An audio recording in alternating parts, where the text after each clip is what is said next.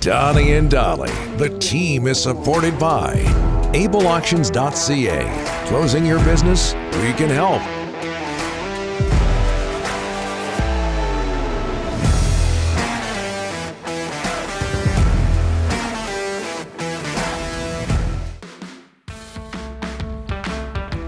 All of our guests today, including Craig Button, standing by, brought to you by the Bayside Oceanfront Resort, located oceanside in beautiful Parksville.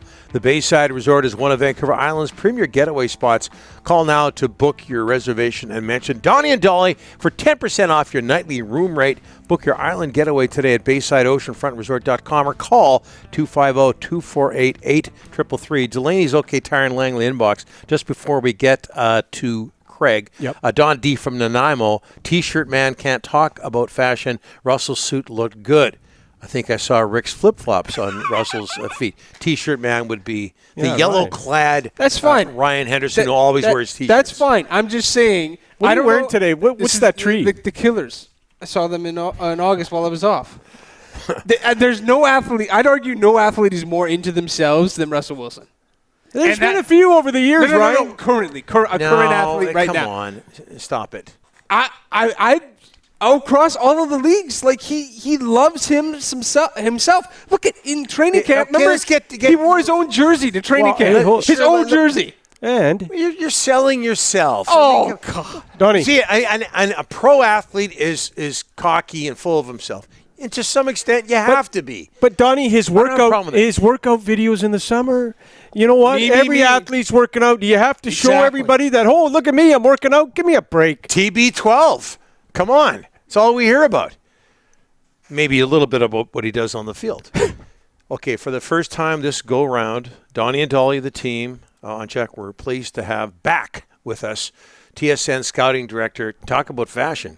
Craig Button. Let's check out what Craig's wearing here. There you go. Look at that. Perfect. Matches his room. It's just a September 13th day, I'm just kind of casual, laid back. I don't have flip-flops on. I'm not wearing a Killers t-shirt, but hey, I like the studio though. I got to tell you. Thank you. It's really sharp. It's a sharp studio befitting Donnie and Rick. Thank you. Thanks so much. I appreciate that. Craig, how was your summer? It was great. I mean, it went well into August with Hlinka Gretzky and then the redux of the World Junior Tournament. And then my eldest daughter got married at the end of August. So congrats. It has been really busy. Yeah, thanks. Yeah. It's a genuine battle of Alberta now in our family. My daughter's a huge, massive Flames fan. And her husband, John, is a huge, massive Oilers fan. So this takes on a whole different kind of context when we talk about Battle of Alberta. Is she a Flames fan because of where her dad used to work? No, actually not. She was young, and I don't know how much her interest was when I worked there. But growing up here, her friends are Flames fans, and I think she, like a lot of people, you live in a city and you love the community, and she loves her Flames, I'll tell you. She has even ventured wearing a Flames jersey up in Edmonton during an Oilers game. So I think that was, I would say that qualifies her as hardcore. First time we've had you on since the developments over the summer with the Vancouver Canucks. Let's start here. JT Miller, 7 years, $56 million. Are you a fan of that deal for him?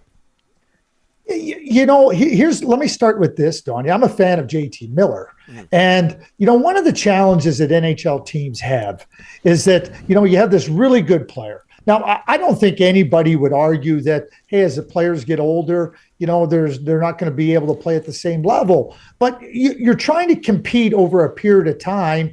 And as you're trying to sign the players and trying to get them into a position onto your team, there becomes different challenges with respect to the contracts that are handed out, the term of the contracts. I mean, we can look at what would probably be ideal for JT Miller. Probably a 5-year deal would be ideal in terms of term. But, sometimes you have to reach a point and accept, okay, we're going to have to give a little bit more term than we wanted to, but that's what we have to do to have the player, to keep our team competitive. And I don't think there'll be any decline in JT Miller's game over the next 4 or 5 years. We'll see what it looks like in years 6 and 7, but I think that when you have a player of his quality and what he adds to this team and the pressures he takes off of some of the other offensive players, I think it's a real positive move for the Vancouver Canucks overall. There's no perfect contract. The next perfect contract would be the first one. Craig, so the Canucks added Mikheyev, Kuzmenko, and Lazar, basically. No additions to the blue line. Just going off of their additions, what do you make of this team heading into this season? Well, so Kuzmenko is a rookie, but he's had success in the KHL. So, he comes over as an older player that I think can settle in and they're not going to ask him to play a frontline role, but I think he'll be able to contribute. The trio of players, when you talk about Mikheyev, Lazar, and Kuzmenko, they have speed. And, one of the things that the Vancouver Canucks really wanted to work on improving was adding speed into their lineup that can put pressure on opponents, that can, create space and, be catalysts to disrupt your opponent. And I think all those three players are able to do it. They do it in different ways. Mikheyev's going to get a lot of chances. He's not a natural finisher. Curtis Lazar is a really hard competitor with that speed. And I think Kuzmenko coming in and not being asked to be a frontline player will allow him to settle in. And I think he'll find his way into being just a really good secondary offensive player. But I see it as real significant improvements in their forward group. I heard Daryl Sutter say, Craig, in an interview a couple of weeks ago, that he would like the age group 20 to 25 to come back 10% better. When I apply that to Vancouver, and I think, Pettersson, Hughes, Podkolzin, these guys come back 10% better, Craig, from their off-season training. How much does that play in how much better the Canucks will be? Well, if you why don't we just use the 10% number, Rick, because it's easy math, right? Yeah. So if Podkolzin, if he's a 20 goal scorer and he improves 10%, well, that's 2 goals. Yeah. But if you add 10% to every player, if a player is able to contribute 10% better, whether it be 2 goals, whether it be able to be a little bit better in the penalty killing, whether it be able to create more turnovers, it all adds up. And when all those things add up, 10% doesn't sound like a lot, but it become really significant for a team. When Bruce Boudreau took over the Vancouver Canucks, I think that, he really instilled a belief in the team that, hey, these are our strengths. This is how we're going to play. Now let's go and do that. If anything, the Vancouver Canucks probably ran out of schedule, or they very well could have made the playoffs last year. I think a full year with Bruce Boudreau, more speed, as we just mentioned, with those trio of forward additions. What Daryl Sutter talks about in terms of trying to improve your team, each player improving 10%, that can all lead to, I really believe, the Vancouver Canucks challenging for a playoff spot. Yeah. Is it guaranteed? No, but you start with a world-class goaltender in Demko, a world-class number 1 defenseman, in my view, in Quinn Hughes, and we know how good the forwards are, and there's better depth there and better speed. So, I think that when I look at the Pacific Division, when I look at the Western Conference, I see a Vancouver Canucks team that's very capable of being in the playoffs. Now they have to show their worthiness and challenge for one. Craig, the Canucks signed Danny DeKeyser, former Red Wing, to a PTO. What does he have left? Well, Danny had some injuries, and that certainly impacted him. But, when Danny was at his best, you're talking about a top-notch skater.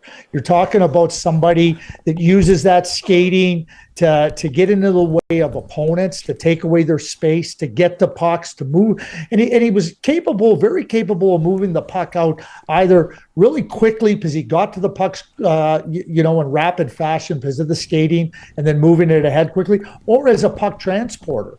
So when you look at the Vancouver Canucks trying to spend less time in their own zone, take some of the burden off of Thatcher Demko, Danny DeKeyser, if he can find that form when he was healthy that we saw with the Detroit Red Wings, he could be a really nice addition for the Vancouver Canucks, adding that element of skating that really helps you in so many different ways. It won't translate into big-time offense, but I don't think it needs to. If he's healthy, I think he could be a nice addition. You spent your younger years, or much of your younger years, in Montreal. the Habs will be wearing an RBC patch on those beautiful red, white, and blue jerseys. Is that sacrilege, Craig?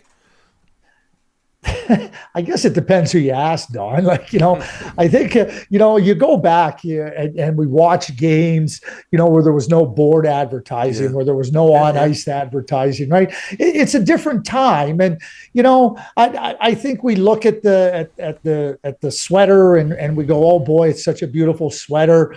Advertising has come into the game.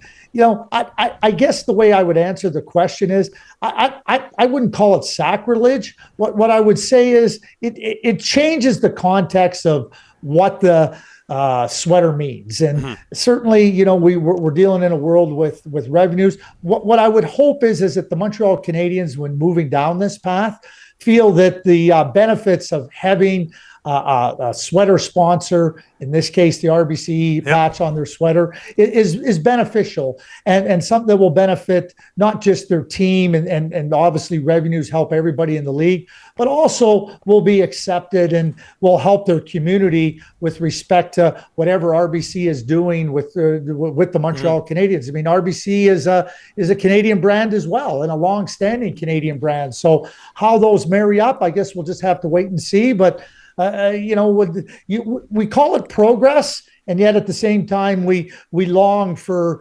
yesteryear. And I'm okay with it, but I also don't want it to just be something that's there, as a patch. And we sold it to the highest bidder. And I would think that Jeff Molson and the Montreal Canadiens put a lot of thought into it. Craig, what Canadian team had the best offseason? It's really interesting. We talk about, offseason. Rick, over the years, I've heard so many teams winning the offseason. That's it. The problem is you don't win in the offseason. And I heard about the Dallas Stars doing it a few years back. And certainly we're hearing a lot about the Ottawa Senators. Did the Ottawa Senators make some changes? Yeah. But is their defense any better? I don't think it is. So when I start to look at the Ottawa Senators, they're going to have to show me a lot more than just adding Alex DeBrincat and, signing players to long-term contracts. I think it's a good steps forward, but that's a tough Atlantic division. For the Winnipeg Jets, their biggest addition might be Rick Bowness. The Winnipeg Jets were a terrible defensive team last year, very good offensively. Kevin Cheveldayoff said, I'm betting on my team. I'm betting on my team on my core to come back under better coaching. Barry Trotz did exactly the same thing in Long Island. Ironically, Barry was one of the people that they tried to pursue as the head coach there. I think Rick Bowness is exactly what the Winnipeg Jets need.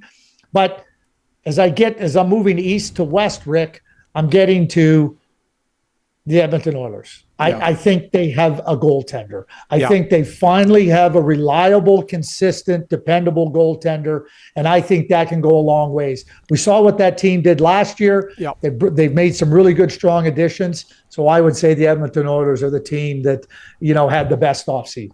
Yeah, they've got themselves Jack Campbell. I thought you were going to ask him about Jet Wu. Craig, the Canucks announced their this guy Young Stars roster today, and one of the 8 defensemen is your pal Jet Wu. Your thoughts, Craig? I love Jet Wu. I know. I love Jet, and I love his energy. I love his competitiveness. And Jet, when he was drafted, we've talked about this, Rick and Don. I thought that he was a player, but what's happened to Jet is he plateaued. He plateaued at a level far below the NHL.